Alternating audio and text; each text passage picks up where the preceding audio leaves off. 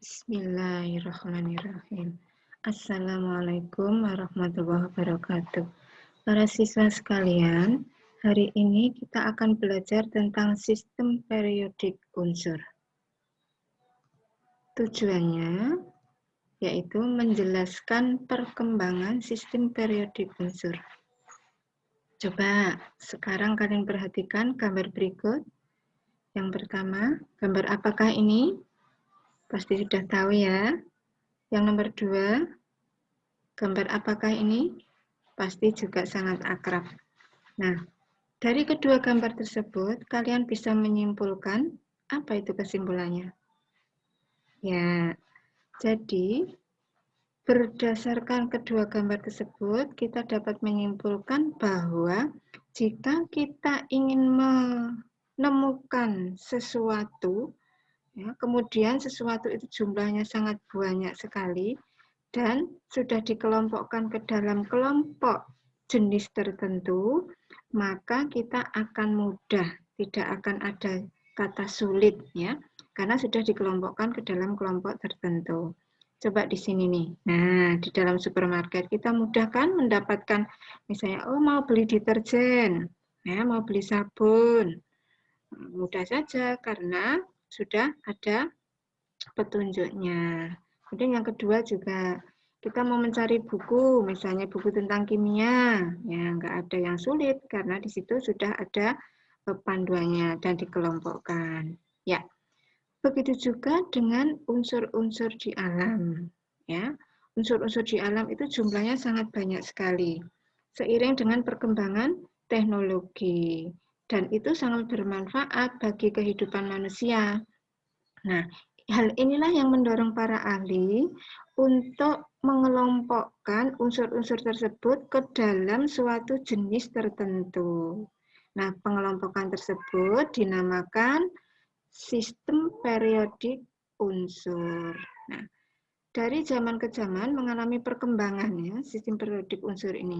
Yang pertama adalah menurut Lavoisier dengan teori logam dan non-logamnya. Yang kedua Dobrener dengan teorinya triade.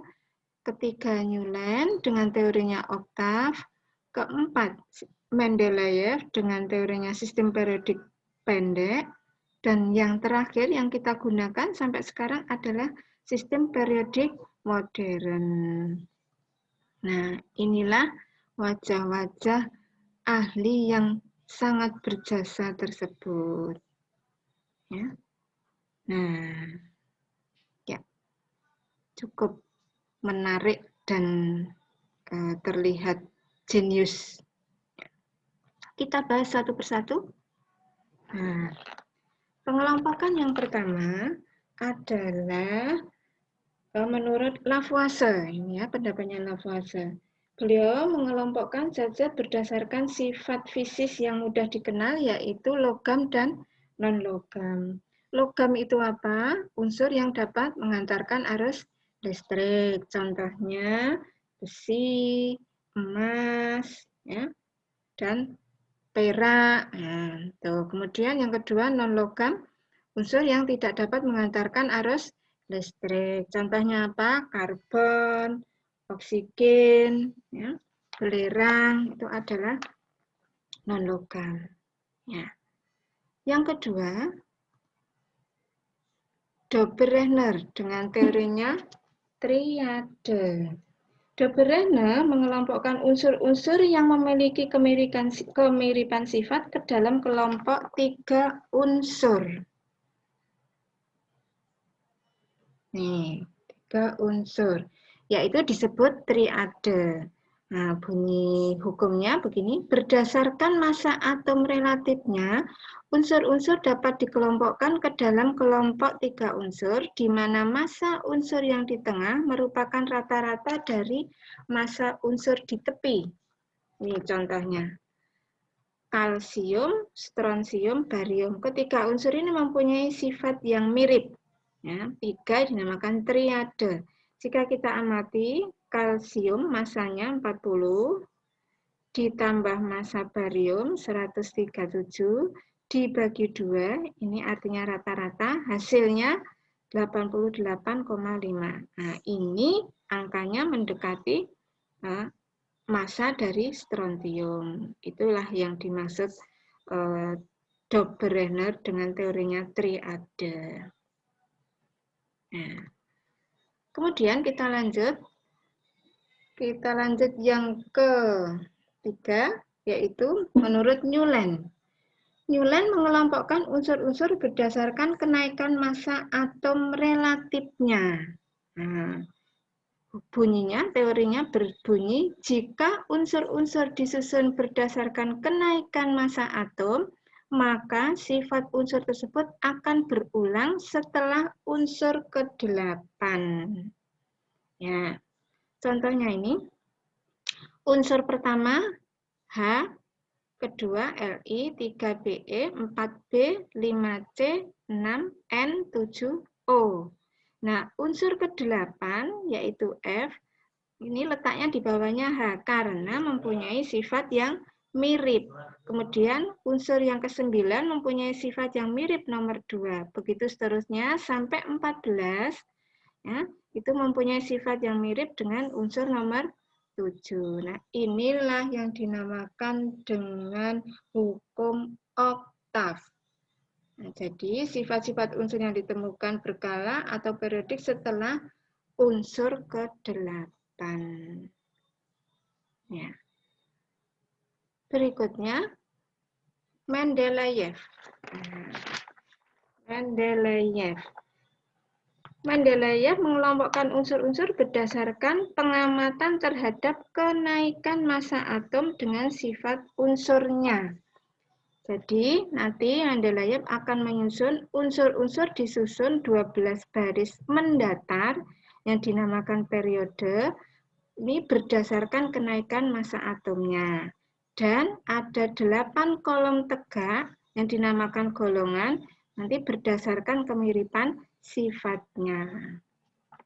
Nah, pada saat itu, Mendeleev memiliki teorinya mempunyai beberapa kelebihan. Yang pertama, nah ini yang paling populer, Mendeleev menyiapkan tempat kosong dengan keyakinan bahwa banyak unsur yang belum ditemukan pada saat itu. Ya. Dan ternyata ini terbukti setelah periode berikutnya ditemukan unsur germanium, ya, germanium yang memiliki sifat yang sama diprediksi oleh Mendeleev. Yang kedua, sistem periodik Mendeleev itu menyajikan data massa atom yang lebih akurat, dari beberapa unsur seperti berilium dan uranium. Nah, inilah tabel periodiknya Mendeleev yang dikenal dengan sistem periodik pendek. Ya, coba kalian perhatikan. Ada kolom dari atas ke bawah yang dinamakan golongan. Ya, ini golongan 1, 2, sampai 8. Nah, dalam satu golongan, ini unsurnya mempunyai sifat yang mirip.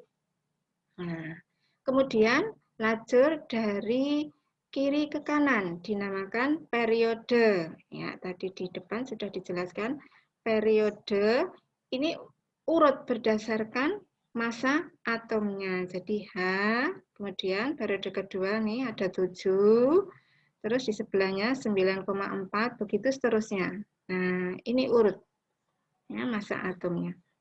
Nah, coba kalian perhatikan di sini ada tanda strip ya. Ini menunjukkan tempat yang kosong. Ya. Tempat yang kosong di sini juga nih. Tempat yang kosong inilah prediksi dari Mendeleev bahwa suatu saat nanti akan ditemukan unsur dengan massa sekian begitu ya. Ini ada 40, habis itu 44. Nah, ini belum ditemukan saat itu. Nah, kemudian periode berikutnya ternyata betul ada unsur yang massanya sekian itu ditemukan. Nah, itulah keunggulan dari teorinya Mendeleev. Nah, yang terakhir adalah sistem periodik modern. Sistem periodik modern ini dikemukakan oleh Moseley. Mosley melakukan percobaan dan diperoleh kesimpulan bahwa sifat-sifat unsur merupakan fungsi periodik dari nomor atom dan bukan massa atom relatif. Nah, maka Mosley bisa menyempurnakan tabelnya Mendeleev itu, dan hukumnya nanti berbunyi unsur-unsur dalam satu periode disusun berdasarkan kenaikan nomor atom, dan unsur dalam satu golongan disusun berdasarkan kemiripan dalam sifat fisika dan kimia. Jadi bukan massa atom ya, seperti teorinya Mendeleev. Ya, inilah penampakan atau wujud dari sistem periodik unsur modern yang dikenal juga dengan sistem periodik panjang. Ya, kalian perhatikan lajur dari atas ke bawah. Ini ada 1A, 2A, ini di atas ada tulisannya 2A. Kemudian ke sini ya, 3A, 4A, 5A, 6A, 7A, 8A. Jadi ada 8 golongan A. Kemudian di tengah ada 8 golongan B. Ya, 1A, 1B, 2B, 3B, dan seterusnya sampai 8B. Sehingga ada berapa golongan? Ya, ada 16 golongan. Ini yang golongan dari atas ke bawah. Nah, dalam satu golongan, itu unsur-unsur memiliki kemiripan sifat. Ya, tadi kemiripan sifat fisika dan kimia yang sama. Kemudian, lajur kiri kanan dinamakan periode. Ini ada periode 1 dihuni oleh 2 elektron, periode 2 dihuni oleh berapa? 8 elektron, periode ketiga 8 juga, kemudian periode keempat dan kelima sama ya, ini periode keempat dan kelima sama, nanti dihitung sendiri ya, 4 dan 5, kemudian 6 dan 7, ya coba perhatikan 6 dan 7 ini anggotanya sebenarnya dipotong terus ditaruh di bawah. Nah, ini ada lantanida dan aktinida. Kita lihat dulu yang periode 6. Nah, sebenarnya setelah CS, BA, di sini ada lantanium, nomor 57 ini. Lantanium ini diambil, ditaruh di bawah, karena kalau diletakkan di sini nanti tabelnya jadi manjang ke kanan ya. Nah, ndeloler gitu nih bahasa Jawa nih. Nah, ditaruh, makanya ditaruh di bawah. Kemudian yang periode 7 juga begitu. Nah, setelah FR, RA, ini ada AC, aktinium. Nah, ini juga diambil, kemudian ditaruh di bawah. Nah, dinamakan golongan aktinida, lajur aktinida. Nah, sama alasannya seperti periode 6, jika tidak diambil nanti jadi panjang begitu ya. Jadi panjang ke kanan. Ya, itulah tabel periodik atau sistem periodik modern yang kita gunakan sampai sekarang. Ini nanti kalau unsur-unsur ditemukan lagi, maka akan bertambah terus ya sesuai dengan kemajuan zaman. Ya.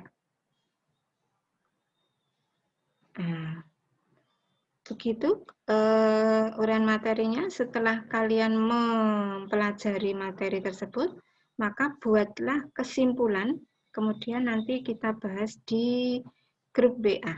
Ya. Sekian penjelasan dari Ibu, mudah-mudahan bermanfaat, dan sedikit ini kurang lebihnya mohon maaf. Assalamualaikum warahmatullahi wabarakatuh.